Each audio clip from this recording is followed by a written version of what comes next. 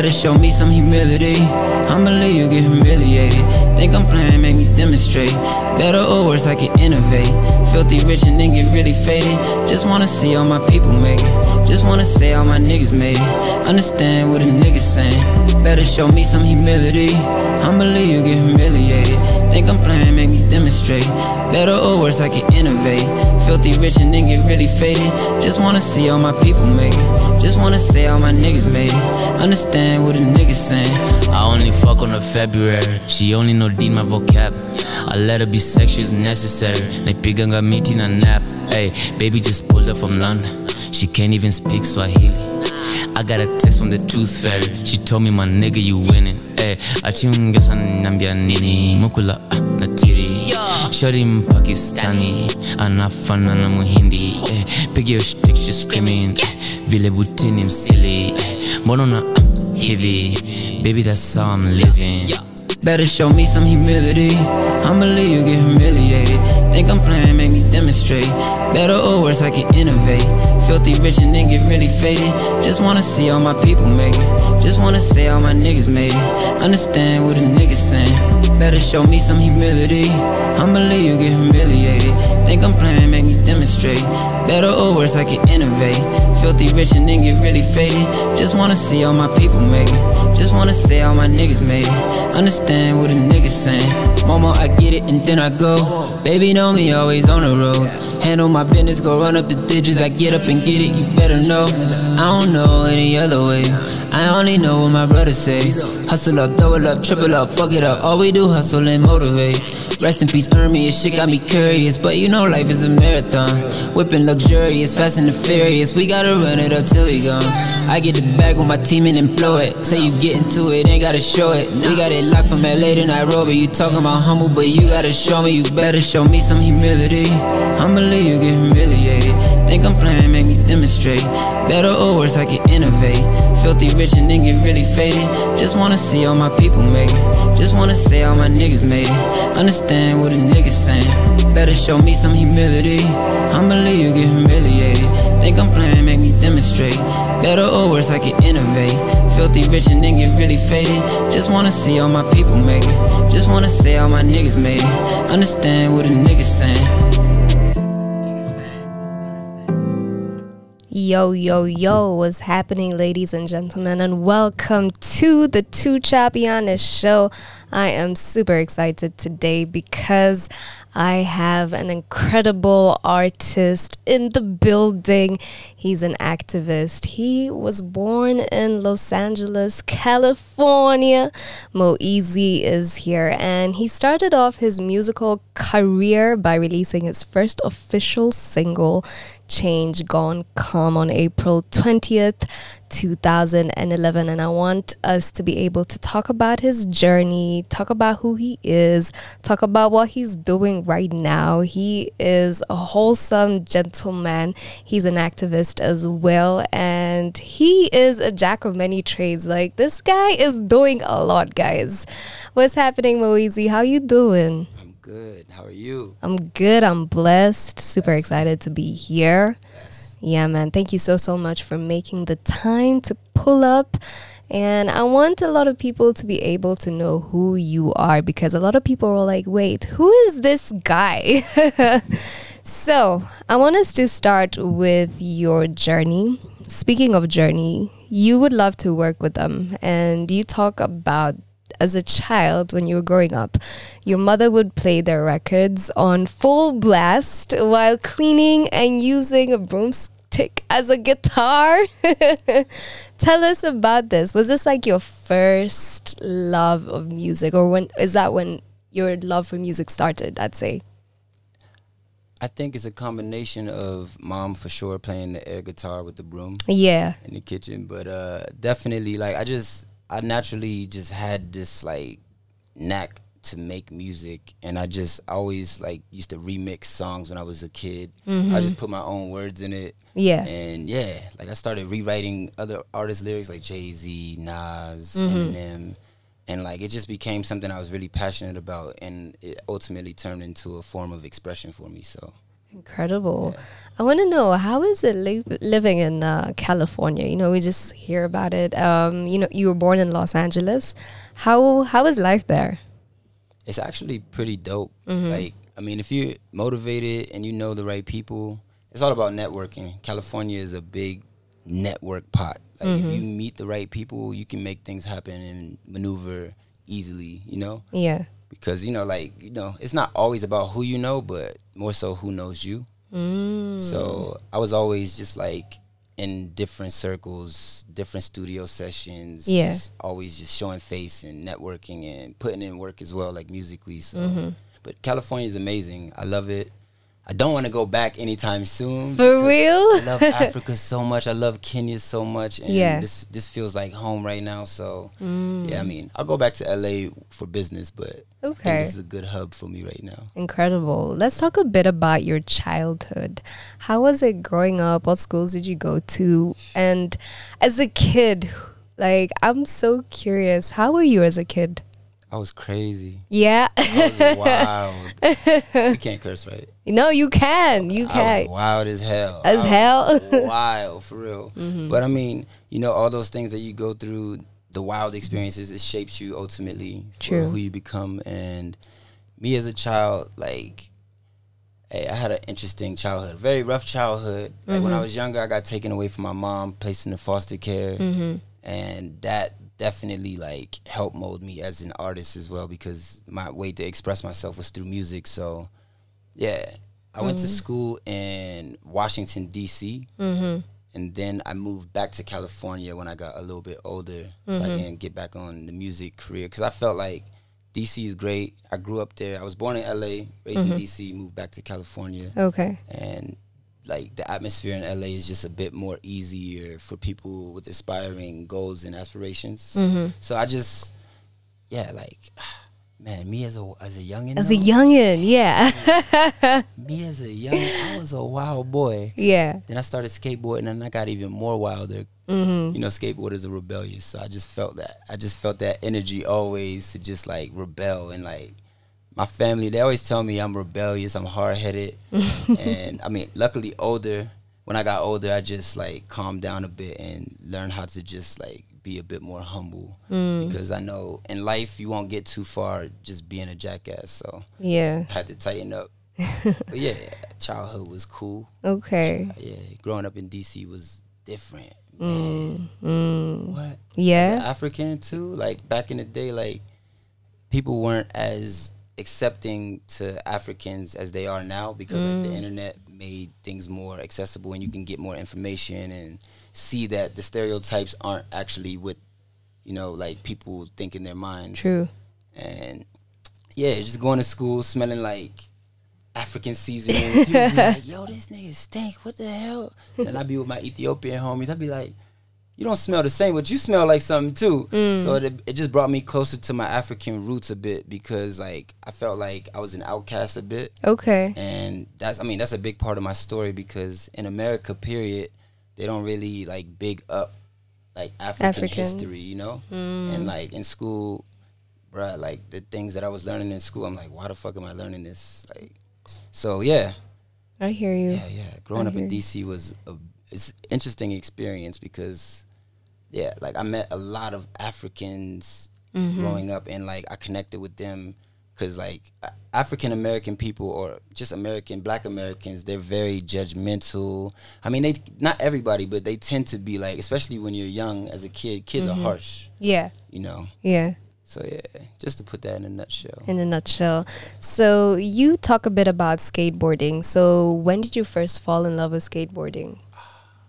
I fell in love with skateboarding in like 7th grade. I was working, like I went to school. I actually went to a piece of like primary school in Virginia, which is next to DC. And there's a lot of white kids there, and they used to skateboard, and I seen them, and I was like, I like this thing. What is this? Yeah. And I picked up a skateboard from one of my friends, and I fell in love literally. Like I used that as like a way to show myself that I can accomplish whatever I put my time and energy towards, you know, because skateboarding is not easy. You really have to like apply yourself. to get those tricks, kick flips, ollie, 360 flip, whatever. And yeah, like that was like a form of, what's the word I'm looking for? Damn. Anyway, yeah, that was, it just taught me to like, if I want to do anything, you just really got to work at it. You got to practice it. Yeah. And I became really good at skateboarding, and yeah, I fell in love. Yeah. Incredible. Let's talk about your love for basketball. Ooh. Yeah. You wanted to go into the NBA. Talk a bit about that. Talk about how you also loved the culinary arts. Yeah. Yeah. I don't know too many people, like especially like young black kids growing up in America that didn't really have some type of hoop dream or going to some league, football, basketball, whatever it is. Yeah. So yeah, like I thought I could be Michael Jordan when I was like younger, and I played basketball for a couple AAU leagues, and yeah, like I think like music took over that passion though, more than basketball. But I still play basketball even here. I love basketball. Yeah. And yeah, it's a big part of my life. Lakers. Dope. Lakers. I want to know, when did you first write your first song? First song? Your first song, because here you are, you're writing like remixes, you know, you have like a little bit Jay-Z, but then when did you first like write your first song? Like full structure. Like full structure, like has a verse, has a chorus. Yeah. I think I was like 12, 13. Really? Yeah. Wow. Do you still remember it? It started, I could tell you how it started. Okay, tell us. Like, my name is Maurice, but my friends call me Mo. I'm chilling in this bitch, so what's the dealio? Hey.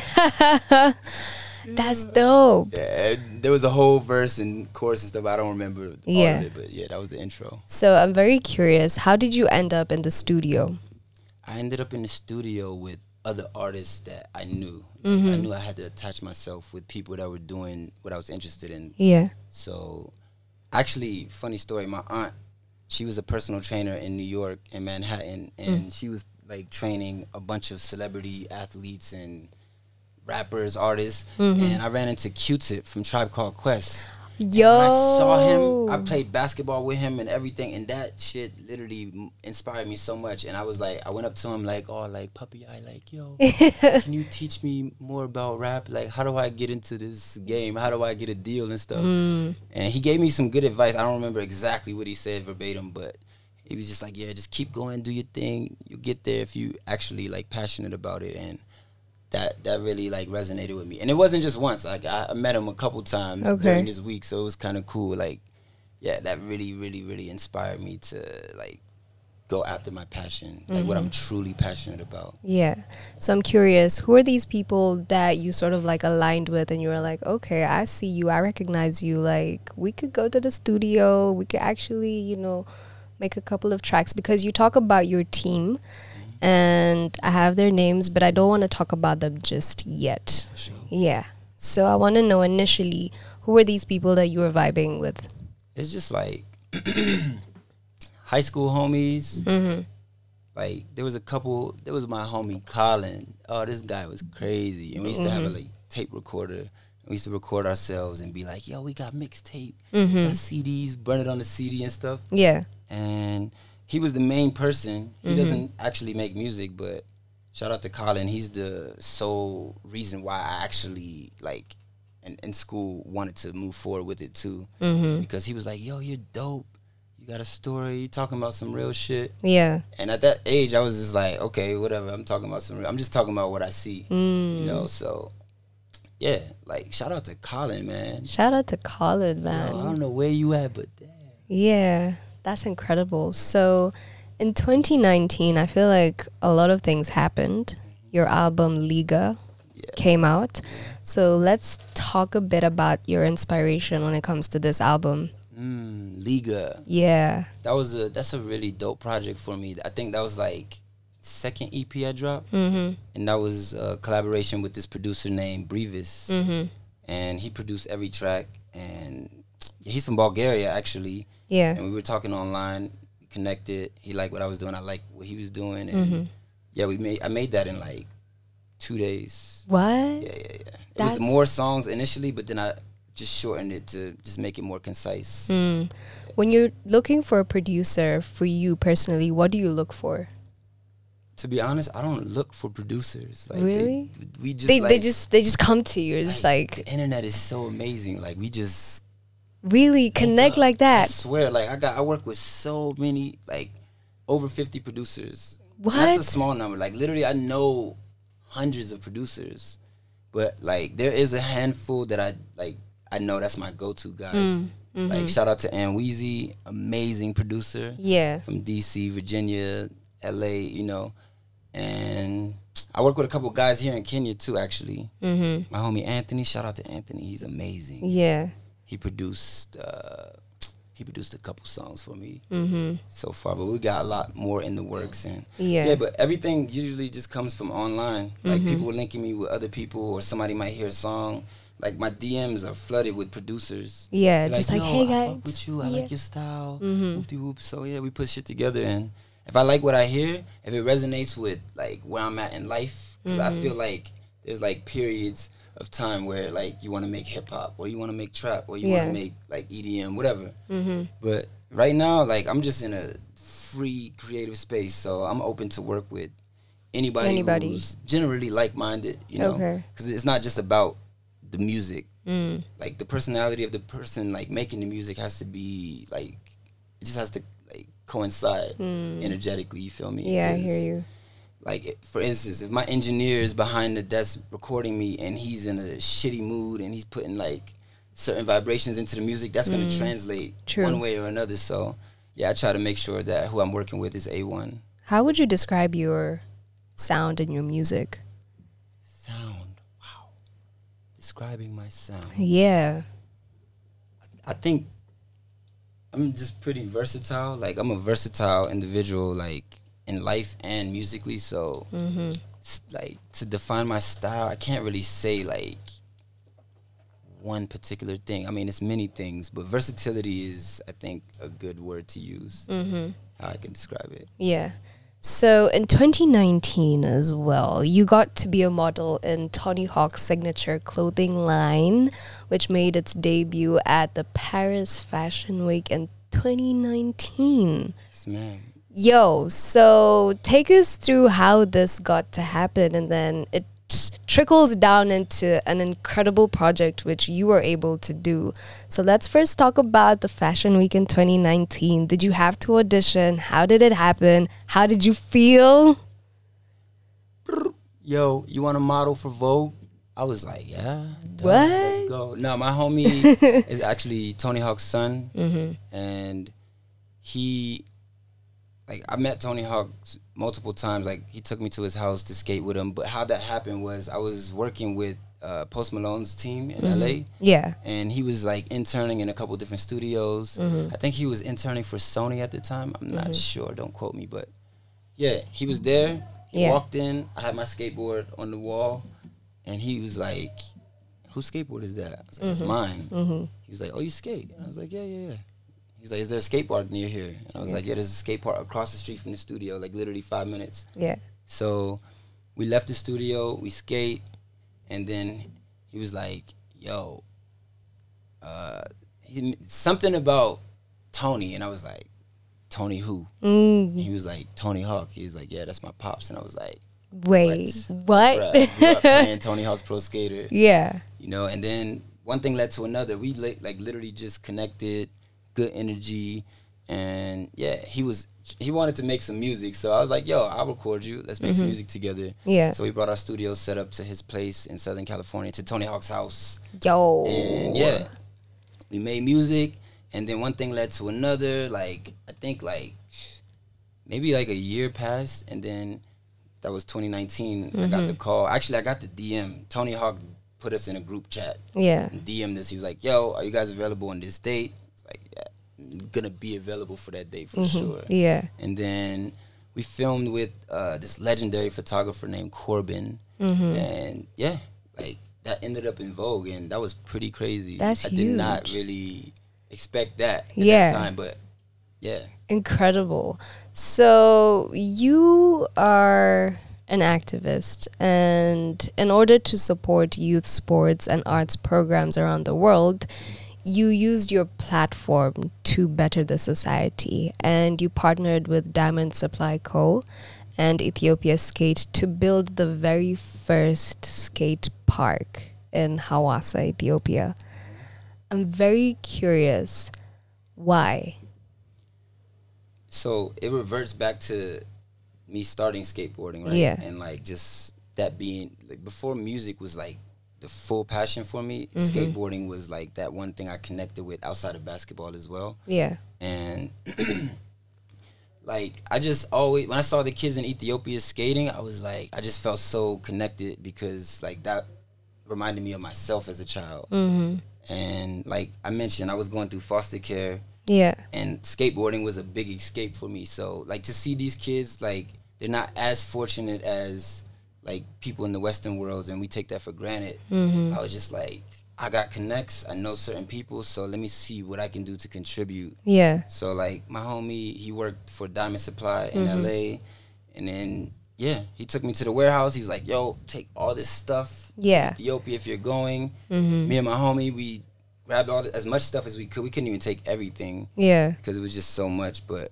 we took as much as we could, and like I just went to go volunteer my time to go help Ethiopia skate as a volunteer, and we did it. You did that. Like, you also had to sit down with Tony Hawk and his wife, and you spoke about this project. Yeah. How was that? Lit. Like, not to brag, but I had multiple sit downs with them, but this one particularly was for that that reason, and that was dope. Like, shout out to Tony, shout out to Catherine. They really gave me a good sense of direction, because like it is something that I do want to do continually, like in the future. Now and in the future, we're working on a project now here in Kenya, but it's just everything has different barriers, and you got to get through them. Like Kenya is not the easiest place to do stuff like that, but knowing the right people, or the right people knowing you. Yeah. So but Tony and Catherine, they're super humble, sweet people, and they actually donated 200 skateboards to Ethiopia. Yeah. And they got stuck in Djibouti at customs. And really? Yeah, crazy story. Oh, wow. Yeah, so were you guys able to get them? Not the boards, no. For real? Nope. We weren't. Damn. We were not able to, but we did. Like, there was so much other stuff. Like, there's so many other ways that Tony has been, like, an assistant in, like, the skateboarding world in Africa as well, too. So, yeah. Incredible. So, you spoke a bit about Post Malone. He's your friend? It's the homie. Yo, how did you guys meet? How is he in person? And have you guys gotten to work together?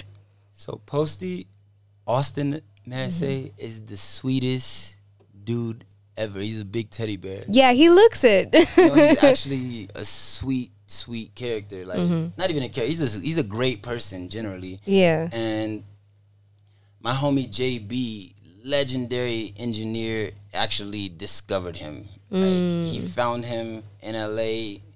He was like, we were, just everybody's working together, and he heard him sing or rap, and he was like, yo, this guy's dope as hell. Like, let me record you. And they recorded a bunch of hits, and then White Iverson happened to be one of them, also produced by my brother First. Shout out to First. Yeah. And like literally that happened in about like, I would say like 6 to 7 months. Like, they linked up like August 2014, 2015, February, they dropped White Iverson. Wow. That is huge. Out of there, yeah. Incredible. But, the team is amazing too. His manager, Dre London, First. I think those guys are the key reason why, like, he is where he is now. But shout out to Posty. Yeah. So I am very curious. What sparked your interest to be able to want to travel, and not only to travel but also to come to Africa? Again, like, everything reverts back to childhood, right? Yeah. So, like, growing up in the city in DC, like, as an African, you got your African parents, and then you go out in the world, and things happen, and you get influenced by what, as a kid you get influenced easier than an adult. So like, I was really influenced like by the American culture, trying to be gangster, trying to be tough and all that, you know what I'm saying? But like I knew that wasn't me, right? So I also knew that I came from a rich background, like being African, like all of us are rich regardless of where you come from. True. And that's just something that I was never really taught. So I like gained my own self-interest in like in just what's going on in Africa. And like I really wanted to be an asset some way, somehow. Like I used to tell my mom, I'd be like, I'm going back to Liberia one day. Yeah. I'm gonna go here, I'm gonna go there, and I'm gonna build. Like I used to say when I was skateboarding, I used to tell people, I'm like, I'm gonna build skate parks in Africa. Yeah. And I mean, and you actually did it, because you know there are a lot of people who'll say, yo, I'll go back to Africa, I'll go to the motherland, but then they don't do it. So you are here and you do it. And I'm curious, is Ethiopia like the first place you visit, or is it Liberia? Ethiopia. Yeah. First place I went to in Africa. Wow. How was that experience for you? It was amazing because like I grew up around so many Ethiopians. Yeah. DC is little Ethiopia. So I like the food, the girls, everything. Like I loved it so much. So it was like, I don't know, it was ironic that was the first place, because like I don't know, I always used to think my grandma was gonna take me to Liberia or something when I was younger, but yeah. The majority of my homies are Ethiopian back home, so like it's just crazy how things manifest. Yeah. Like, I don't know. That's incredible. So where else have you been in Africa? Liberia and Kenya. Yeah? Ethiopia, Liberia, Kenya. Yeah, that's it so far. That's incredible. Are you looking to, travel to other countries? Do you have like, any spots that you're looking to go to next? I want to go to Rwanda, Ghana, South Africa, Sierra Leone, Tanzania. So you want to do like the whole Africa? Honestly, like I do. Like I really like. I just want to experience every corner. Not just even Africa, but Africa, of course, is priority because this is where we from. But like, I really want to see the world. The world for sure. Yeah. Incredible. So you have shared the stage with incredible artists: Wale, J. Cole, Post Malone. Now let's go back to your first ever performance. When and where was that? Wow, first performance? Yeah. First performance realistically was in the family living room. Me and my cousin used to rap together, and we used to be like, yo, come in the living room, we about to put on a show at 7. Yeah. So like, I mean, that's not real, but I think my first official show was in DC at this place called Island Cafe. Like all the up and coming artists used to go there for open mics. I think it was Monday or one day. And that led me to just like do open mics. I was like, yo, you know what? I'm just gonna fill up as many days in the week as I can to go perform. And yeah, but Island Cafe was the first place. Yeah. Best performance so far? Best performance so far? I mean, I had to say my last. Yeah. Yeah, I just did a show last week at Gecko. Dope. How was that? It was amazing. I had a good time. The people had a good time, and yeah. So you've been able to perform here and where you were born and raised. What would you say you like performing? Do you like the crowd here? Like, what do you think about the crowd here, actually? I mean, you know what? You attract your tribe. I'm a firm believer in that. So, like, the crowd here it just felt like my tribe. You know? Yeah. It was a really, really cool experience because, like, me being here, I know I'm not from Kenya, but, like, this is home again. And I just, like, I resonate with the people in the environment. And, of course, you resonate more with certain individuals than others. And, yeah, like, love. I swear. All right. So I want to talk a bit about the collaborations you have had and the people you've been able to work with. And I want to start with Miyagi. Hey, my brother. So let's talk a bit about where you guys met, the song you did, and how that transcended. We met in Tallinn, Estonia. It's a small country next to Russia, below Finland, above Latvia. And Yeah, my manager, he, you know, it's crazy. We were in LA first. My manager was like, yo, there's a festival coming up in Estonia. I think you should be there. Mm-hmm. And there's these guys called Hajime. Mm-hmm. And Miyagi, he's like the head guy in Hajime. Yeah. And he was like, I know, like he played me his music and I was blown away. I was like, yeah, we would definitely make some fire shit. Mm-hmm. So, like, I think like a month later, we flew out to Estonia. Yeah. From the plane straight to the studio when we landed. And then, yeah, we just vibe musically. We vibe. Like, Miyagi he barely speaks English, like, not even enough to really, like, hold the full conversation. Yeah. But we have enough people around us to translate and, like, just energy speaks for itself. So, like, when we started playing music, that was it. Yeah. They played some beats. Immediately, the first beat they played, like, I was like, yo, I got something for this. And I didn't, but I wrote it. I wrote it on the spot in like 10 minutes, and yeah. Wow. 10 minutes? Literally 10 minutes. That's crazy. Maybe less. Andy Panda? My brother. Yeah. Andy Panda and Miyagi. They gave me blessing opportunities to tour with them. And like even like that show, I was supposed to just perform like a solo set. Yeah. And then after we recorded that song, I think it was Monday, they're like, yo, we're performing this Friday. What? I mean, I got so many damn songs. It's hard for me to memorize everything. So I was struggling to memorize that verse, bro. Oh, man. But they brought me out on stage. Killed it. I forgot the lyrics. Yeah. Nobody could tell because I started freestyling and shit. But dope. it worked out. And that was like the first show we did together. And then it led to many more. Yeah. Let's talk about New Kid. New Kid. New Kid. Shout out to New Kid. Yeah. I think New Kid was like my first EDM collaboration. And yeah, he brought me on board to Confessions. That's a label like owned by Shami. He's a huge EDM artist as well. And yeah, New Kid, he just came with the beat. Yeah. I came with the flow, and we made a banger. Setting. Incredible. I heard a song the day before yesterday because I was trying to do my research, and Gaining Control.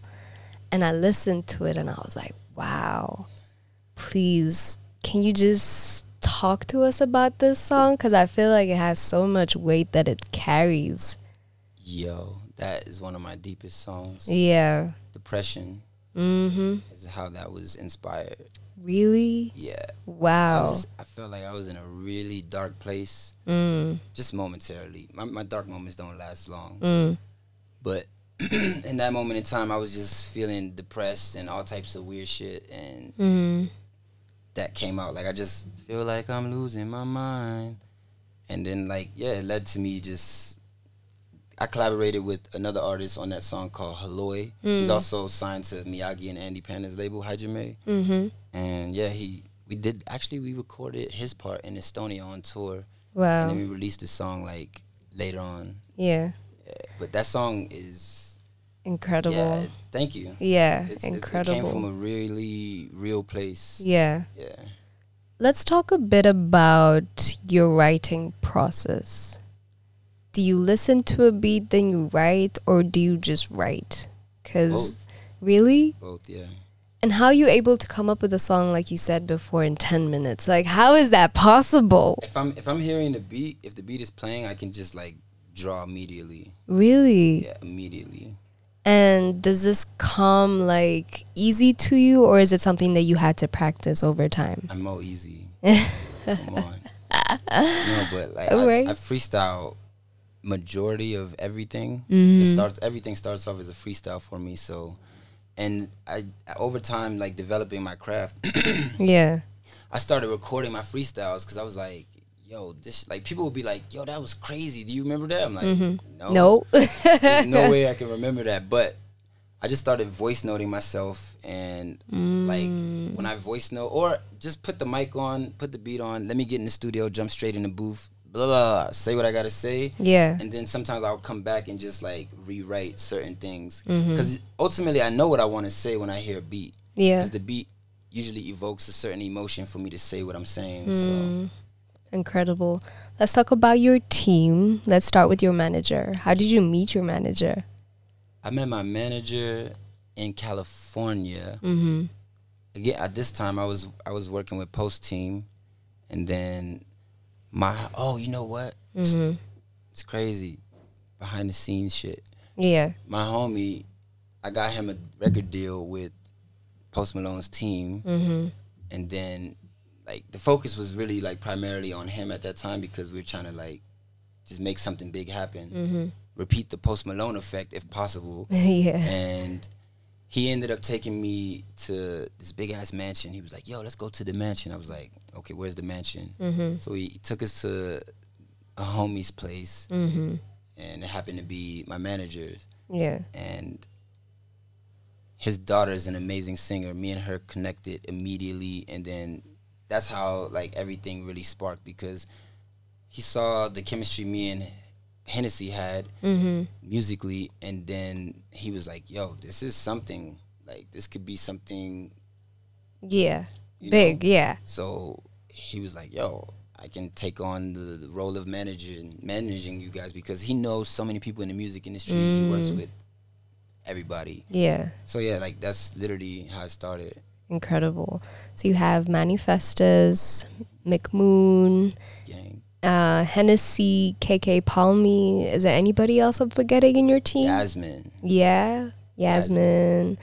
That's incredible. So here you are, you're making music, you're touring. Let's talk a bit about that. What was your first tour? First tour was actually 2019. Okay. Yeah, with Miyagi and Andy. Incredible experience because like at that time I think like I had enough music with them, and the reception was vast in Russia and Eastern Europe. Yeah, and I did not expect that. And yeah, like one thing led to another musically, and they were like, "Yo, we're going on tour. Come on tour with us. We're doing the Baltics," and then we ended up later on touring like more of Europe. I think it was like Western Europe more. Yeah. But touring is exhilarating because like you spend so much time in the studio making music, and it's like now you're in front of the people you can perform it for, the people that receive it. So that was a blessing. Like I love touring. Incredible. Yeah. You have some pretty dope tattoos. I want to know which one's your favorite and why, and probably a story behind it. This one is my favorite. It's not done yet. Okay. This area is very painful. It is. But yeah, it's a light bulb, and it looks broken, but it's just like spreading, and then there's Africa in the middle. Incredible. Like, I just feel like I'm a vessel to be a light to Africa. So yeah, I'm still on this journey, tattoo wise and like physically. So I like that. 2020. I feel like it was an album. Yeah, On the Way. On the Way. Can we talk about the birth of this incredible album? I got to hear just a couple of songs from it, and I was like, this is dope. On the way. On the way. Yeah. I feel like in life, we're always on the way to something, whether it's construction or destruction. Like, whatever you're doing, you're on the way to something, to somewhere. And that was the full inspiration. Because like I wanted to make a series like On the Way 1, 2, and this is the last year. Yeah. I'm just gonna do 3. Yeah. On the Way 3 will be out December 2023. All right. I like that. And then we have Spiritual Guidance. Yo, fire. And you got to work with a couple of our artists. So I want to know, you come here and of course you want to make music. Who's the first person you work with? First person I worked with? Yeah. Honestly, it was Boutros. Yeah? That was the first person I got in the studio with. Yo. And that song was incredible. I was listening to it and I was like, what? This song needs more views. How was it working with Booty? We call him Booty. Boutros. Cool. Yeah. He's a cool dude. He's also like very straight to the point when it comes to the music from what I've experienced from him. Yeah. And yeah, bro don't waste time. You don't waste no time. We found a beat we like. We were like, you like it? I like. Boom. We fuck with this. Boom. And then we had this. Man, this is gonna sound crazy. I think we finished this song in like 30 minutes. No. Wallahi. Yo, that's incredible. So I was on your YouTube and I stumbled upon a song that you've done with Wiz Khalifa and MoEazy. Can you please tell us how this happened? I'm such a fan. I'm such a Wiz Khalifa fan. Shout out to MoEazy. MoEazy is like a walking hub for anything, not just music, but on the music tip. Like this man, he's been doing some crazy collaborations, and I'm just like, he reached out to me. He's like, yo, I got this track with Wiz. Yeah. Got the situation situated. I need you to put a verse on there. And I was like, bro, what? Say less. Of course. And yeah, he came to Kenya. We finished it. And yeah, that's literally how that came about. And Weezy's the plug. Yeah. For real. Literally, like the plug. This happened 3 months ago, and you've still been making music. I saw you dropped Compassion a month ago with MoEazy as well. And I want to know what keeps you going. Like, what's that one thing that keeps you going? Just knowing where I came from. Because, man, yeah, it wasn't an easy journey, but just like the reminder of knowing that I don't want to go back to that place or ever be in a position where I'm reverting and not progressing.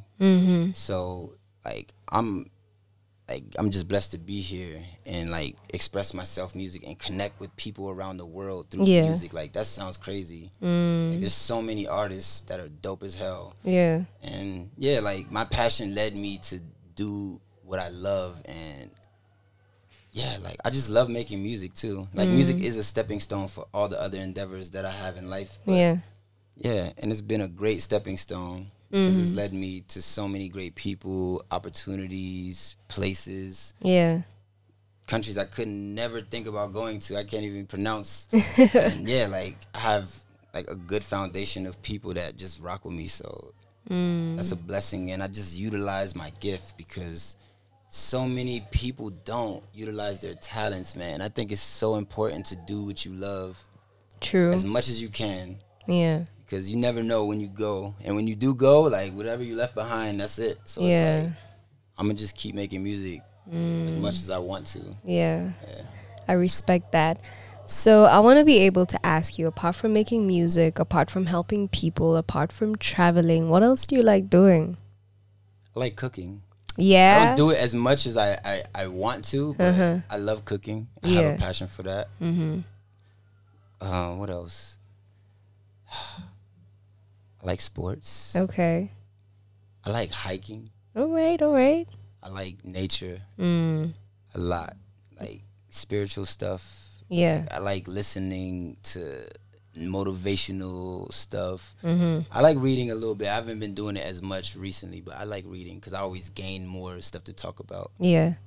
And yeah, I like fashion. I love fashion. I like modeling too. Like, for like the homies' clothing lines and stuff. Yeah, I saw you modeling too, like here, and I think you should definitely drop some merch. Like, yeah, that would be great. For sure. So before MoEazy, he was in Amboseli, guys. Before he came here, he was in Amboseli. Ebutwambia, how was your first safari? Amazing. Yeah? Saw everything I needed to see. Tell us, put us on. Man, saw the lions. Saw the elephants. Yeah.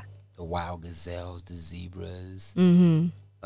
Actually, I saw like a few rhinos, but that was after Amboseli. But I was like, I want to see a rhino. Yeah. I saw like 4 rhinos, like at a view above the national park. But yeah, Amboseli experience was awesome. I actually got to kick it with like some Maasai homies. Yeah. And we went to their village, stayed in the Manyata. Yeah. And we did like the whole ceremony that they do, the dancing, the chanting. Yeah. Slaughtered a goat. For real? Yeah. Was it your first time? First time. Oh, like that. Yeah, like that. Yeah. For sure, yeah. Wow, that's incredible. Yeah. I want to ask you one last question before we have to love and leave you. What would you want to be remembered for?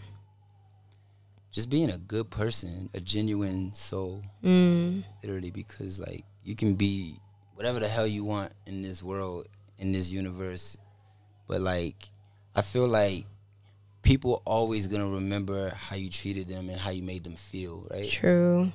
However it's translated, whether it's personal through my music or just some story they hear about me, like if you got something bad to say about me, you fucked up. You know what I'm saying? You fucked up. I know I'm a good human, and that's just not like me being full of myself saying that, but like I know how like the energy I give to others, I want to receive that back, but I don't do it for that purpose. Yeah. But just generally just being a good person, like remember me as that nigga. Yeah. That was a good nigga. That was a good nigga. I like that. I like that. So I'd want you to tell your fans, tell the listeners anything you want to tell them. Please plug us onto anything you're doing so we can be able to support. And lastly, give us all your social media handles. For sure. Yeah. New song out today. What? Today? It just dropped this morning. Okay. I think I saw something like that. All right. Okay. Me, Bananas Overdose, and MoEazy, running out now on all platforms. And yeah, I got so much music coming out almost bi-weekly, like every 2 weeks or a week or so. Yeah. And yeah, more shows in Kenya. For sure. More collaborations. For sure. Touring. Yeah. You know, we're working on a skate park project too. Oh, really? Yeah. Where? In Kenya. Okay. I can't spare too many details right now, but it's in the works. And yeah, Manifest Africa. Shout out to my team. Yeah. Manifest Africa. Shout out to Jabali Africa. The Yeah. King, Muzi, Justo. Yeah. Incredible. And online, you can catch me on Instagram at MoEazy, MoEazy. Twitter, same thing. Snapchat. Yeah, everything is generally MoEazy. MoEazy. Yeah. Thank you so much, MoEazy, for pulling up. I really respect your grind. I really love the music that you be putting out. I love the person that you are, and I cannot wait to see what else you're going to be doing in the future. So please keep on keeping on. And I'm going to definitely play the same song I played because I really fell in love with it. This is MoEazy featuring Boutros Humility, playing right here on Radio 254. Stay tuned because I'm here till 7 p.m.